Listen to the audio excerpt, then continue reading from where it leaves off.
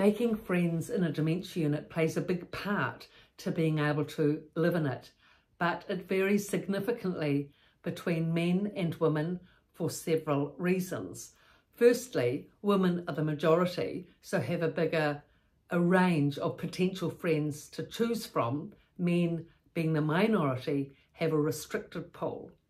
Another reason is that women enjoy sitting around all day chatting and make friends that way. Men do not like this activity at all. They'd rather roam around, sadly, often wanting to get out, or they'd rather help the women rather than actually sit down and chat to them.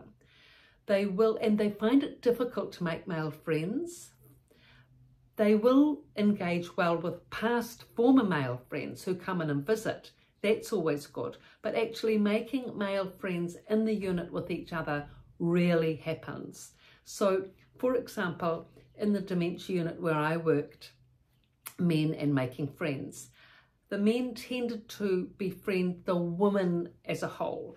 So there was one man, a former army officer, and this is actually not just with him, but this was the case with many men. They were very generous and kind to all the women and would go around each morning saying hi, good morning, how are you, maybe offering, a consoling statement with the escalated women. And they were kind and generous in their time and would greet everyone in the community before or after breakfast and be friendly throughout the day. That was the sort of a generalised activity with them. But in terms of making friends and coming to the activities, which is where you make the friends, that was a bit more of a challenge. And encouraging them to come to the workshops took some doing.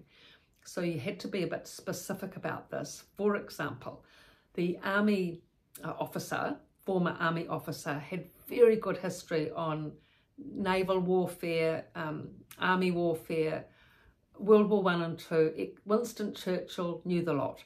So because of this, I used to do workshops on the war, especially World War II, that so many of the residents were affected by, and they liked talking about the war as well. But because this gentleman was incredibly articulate, very well versed, knew all the details, I knew if I could get him in on the activity, it would make for a very engaging, interesting time, which is the whole purpose of the workshops. So we had a lot of workshops on this about the war, and when it was stimulating, he would join in. So that was one occasion. And because of that, actually, he didn't make a specific female friend as such, but he became very friendly with the group and much more engaged with them on an individual level when he came to the activities. The other man was a former businessman, really. He'd had a very glamorous life, lots of fast cars, travel, yachts, boats, the works. He was remarkable, actually, because he'd had this big life, came into the dementia unit, severely depressed initially, you can imagine. But he managed to pick himself up. He had a very supportive partner. And as he said, I need to build back, which he did. And as part of his building back process and because part of his generosity of nature, he was a very generous, giving man. He came to the group. He wasn't very good at sitting down. He apparently left school at 15 and had been working ever since, so I don't think he'd sat down much. So he could sit for about 5-10 minutes if you were lucky. Danny Boy was one of his favourite. He loved, all the Irish songs and all the rest. So if you played one or two of those songs, he might settle with that. But he was a really good speaker. And I'm not sure we had picked up the skill from, but when he stood up to speak to the group, it was captivating. And because he really cared about the woman, supported the woman, especially when they were unwell, he'd sit with them for hours and help them. And he was very kind. So he had that heartfelt generosity and, care and consideration for the women.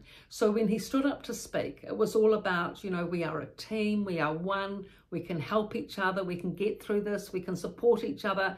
you know, new people, he would bring them on board as well and be part of our group. And he was just astounding. And because of that skill of speaking and rallying everyone in the purpose of being one, going forward and progressing with each other, he made many friends because of that. The women were so impressed, of course, that a lovely, tall, glamorous man in their eyes could speak, you know, with such an ability. And his speech improved. When he started out, he was 40% of the time aphasic and had real difficulty getting out his words. But as he became more and more confident, as his confidence increased with the support and encouragement he got from the women, of course, and all their, you know, wonderful glancing and glazed eyes and all the rest of it, fluttering eyelashes, whatever, he became quite confident and skilled, and he really helped progress the group in a very big way and made friendships with all the women as a result.